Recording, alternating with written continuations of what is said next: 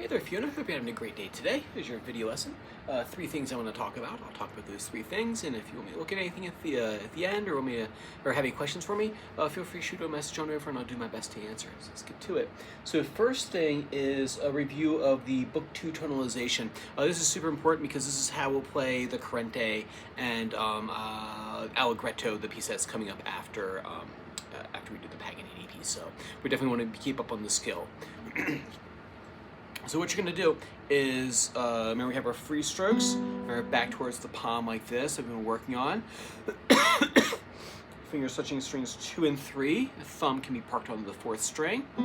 Straight back into the hand. The idea is that we don't have our fingers too far ahead or too far back this way. And when you do the motion, it's like you're doing a one-handed clap. That's really the motion that we're after.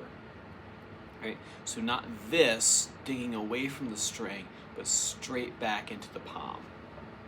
And what I'll do is I'll do that Book 2 tonalization. So G and B, A and C, D and B, C and E, and then you can go up to D and F sharp. If you wanted to, you can go all the way up if you want to. It's not really necessary for this book. I teach it anyway, because it's like, well, you might as well since you're kind of already there.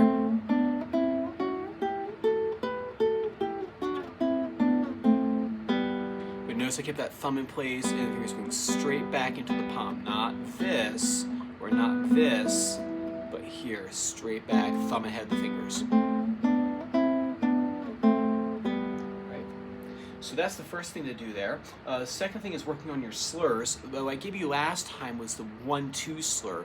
That's the first finger here on the G sharp to A, and then C to D flat, and F to G flat, and what you're listening for those is that click sound. If you're slamming down, that's the string slamming into the fret wire.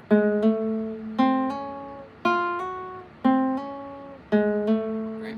Now what we're going to talk about today is the opposite of that, which is the descending slur. So I'm going to start here on the 2nd finger, on the 2nd fret. I'm going to play that note, and you're going to do a J motion with your finger. What you're going to do is you're going to down and out, and then, so if you, actually I'll turn it to the side so you can see better. It really looks like a G. I'm drawing a G with my finger in midair. Or sorry, J. So here, let's see this other way so you can see better. So here, I play the note. It goes down and out. So down and then J. So here's the start of the J and working it backwards here. Starting at the end of the J, down, bump into the 2nd string, and then you're out again. So it's like this, down, out. Down, out. Oh, there you go, I got it.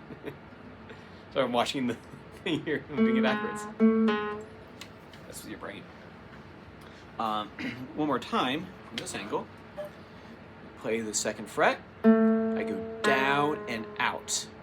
Down and out. And what I'm listening for is that clicking, sorry, the snapping sound. The click is for the hammer on. The snap sound is for the pull off. It should sound like that. It shouldn't be this. That's kind of wimpy and weak. Right, so that's the sound of it. That J motion. And then third thing I want you to work on is Andante by Carcassier. I think we were kind of wrapping up a toy you're supposed to memorize according to my notes. What I'd like you to do this week with Andante is just learn the melody of the A section. It uses the A scale, but you have to be really kind of aware of, you gotta watch the little, all the fingerings and all these little numbers in here. By and large, what you're gonna do is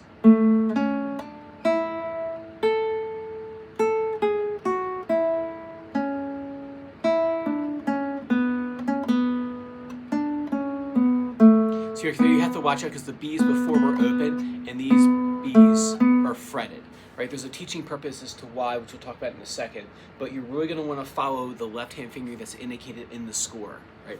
As we kind of move through the series, you'll find that like there's more and more like information on the page where you pay attention. You know, in the first book, yeah, you could get away with a lot of stuff. You could like use different fingers over here. As it becomes more and more tricky, you're going to want to use the same fingerings every single time. Right? So first thing is just learn the melody, and then secondly, the A section, the fretted bass note preps. These are going to be right here. So this is where we start seeing some more fretted bass notes in the series. If you look here, complete measure 1, measure 2, we have a C sharp in the bass. That's right here. We know that from the Allegro, the Suzuki Allegro. In this situation, we practice that C and E together to the C sharp and E together to the C sharp on the second string. Notice that's a half note in the bass, half note in the bass. The other prep is in the next measure, so the G sharp here and the B. There it is. So you have that prep.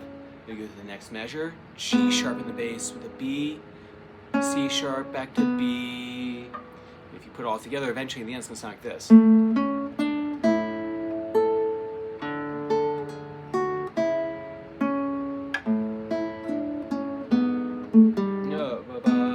it is. Really pretty. So work on those for me. And then we'll do the B section preps next time.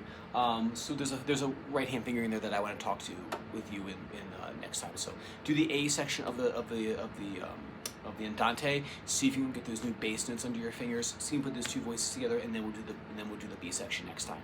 Awesome. So I'll see you in 2 weeks. Like I said, if you have questions, fire them over to me. I'll be in my office until Saturday at 5:30, and then I will be out for the week. Take care.